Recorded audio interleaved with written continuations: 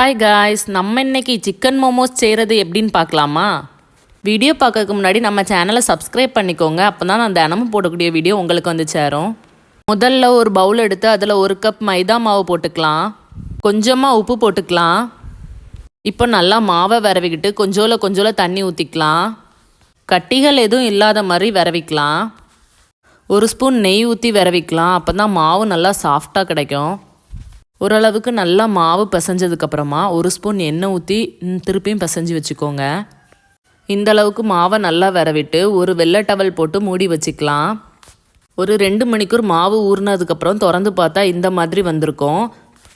இப்போ திருப்பியும் ஒருக்கா பிசைஞ்சிக்கலாம். இப்போ இந்த மாவை குட்டி குட்டி உருண்டையாக பிடிக்கிறதுக்காண்டி குட்டி குட்டியாக பிச்சு போட்டுக்கலாம்.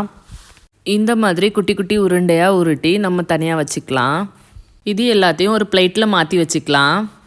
இப்போ மோமோஸுக்கு ரவுண்டாக உருட்டி வச்சுக்கலாம். ரொம்ப பெரிய ரவுண்டாக உருட்ட வேண்டாம், சின்ன சின்ன ரவுண்டாக உருட்டினா போதும். இந்த மாதிரி எல்லாத்தையும் உருட்டி நம்ம ஒரு பிளேட்டில் வச்சுக்கலாம். இப்போ ஒரு குக்கர் எடுத்து நம்ம அதில் சிக்கனை போட்டுக்கலாம். 1 ஸ்பூன் இஞ்சி பூண்டு பேஸ்ட்டு போட்டுக்கலாம். 1/2 ஸ்பூன் மஞ்சள் பொடி போட்டுக்கலாம். 1/2 ஸ்பூன் மிளகு பொடி போட்டுக்கலாம். 1 ஸ்பூன் வத்தல் பொடி போட்டுக்கலாம்.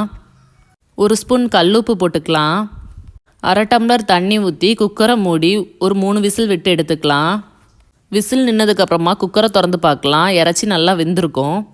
சிக்கனில் உள்ள தண்ணி நமக்கு தேவையில்லை. சிக்கனை மட்டும் ஒரு பிளேட்டில் மாற்றிக்கலாம். சிக்கன் நல்லா வெந்து தான் இருக்கும். கை வச்சு இந்த மாதிரி குட்டி குட்டியாக பிச்சு வச்சுக்கோங்க. இப்போ அடுப்பை ஆன் பண்ணி ஒரு தவா வச்சு அதில் 2 ஸ்பூன் எண்ணெய் ஊற்றிக்கலாம். எண்ணெய் சூடானதுக்கப்புறமா 5 பல் பூண்டை குட்டி குட்டியாக கட் பண்ணி சேர்த்துக்கலாம். பூண்டு கொஞ்சம் பொன்னிறமாக வர வரைக்கும் வதக்கிக்கலாம். ஒரு பெரிய உள்ளியை குட்டி குட்டியாக கட் பண்ணி சேர்த்துக்கலாம். உள்ளி கொஞ்சம் வதங்கினதுக்கப்புறமா நம்ம உதிர்த்து வச்சுருக்க சிக்கனை இதில் சேர்த்துக்கலாம். 1/2 ஸ்பூன் மஞ்சள் பொடி போட்டுக்கலாம். 1 ஸ்பூன் வத்தல் பொடி போட்டுக்கலாம். 1 ஸ்பூன் கரம் மசாலா போட்டுக்கலாம். 1 ஸ்பூன் மிளகு பொடி போட்டுக்கலாம். தேவையான அளவு உப்பு போட்டுக்கலாம். இப்போ இது எல்லாத்தையும் சேர்த்து நல்லா வதக்கிக்கலாம். ஒரு கை கொத்தமல்லி இலை குட்டி குட்டியாக கட் பண்ணி சேர்த்துக்கலாம். 2 நிமிஷம் நல்லா வதக்கிக்கலாம். இப்போ நம்ம மோமோஸ்குள்ளே வைக்கக்கூடிய சிக்கன் மசாலா ரெடி பண்ணிட்டோம். இப்போ இதை ஓரமாக வச்சுக்கலாம்.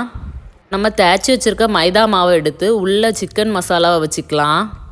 இப்படி நான் மடக்கிற மாதிரி மடக்கி வச்சுக்கோங்க. எல்லா மோமோஸ்லேயும் சிக்கன் மசாலா உள்ளே வச்சு இந்த மாதிரி ரெடி பண்ணி வச்சுக்கலாம். அவிக்கக்கூடிய பாத்திரத்தை வச்சு தண்ணி சூடானதுக்கப்புறமா நம்ம மோமோஸை இந்த மாதிரி வச்சுக்கலாம். மோமோஸ்க்கு மேலே இந்த மாதிரி ஆயில் அப்ளை பண்ணிக்கலாம். ஒரு 5 நிமிஷம் மூடி போட்டு வேக வச்சா போதும். உள்ளே உள்ள மசாலா வெந்து தான் இருக்கும், மேலே உள்ள மாவு மட்டும் தான் வேகணும். அதனால் 5 நிமிஷம் குக் பண்ணாலும் போதும். இப்போ இந்த மோமோஸை நம்ம ஒரு பிளேட்டில் மாற்றிக்கலாம். அவ்வளோதான், சுவையான சிக்கன் மோமோஸ் ரெடி.